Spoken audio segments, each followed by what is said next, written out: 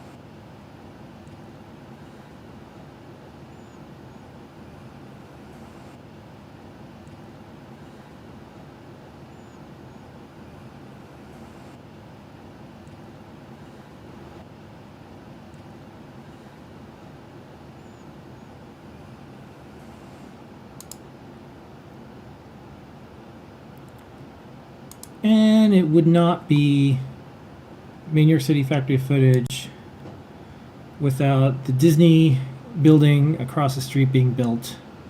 So it looks like that crane is drinking water. It's like Yum. yum, Yum. and then like what, puking it? on I the think ground? maybe it's feeding a baby crane Yeah. on the other side. I don't know. And also outside our window, pretty much on street level here. This is Freedom Tower. It was lit up a bunch of colors. That's nice. Not too far from Adafruit. Then we usually have a sunrise or a sunset because it gets dark about like 2 o'clock now.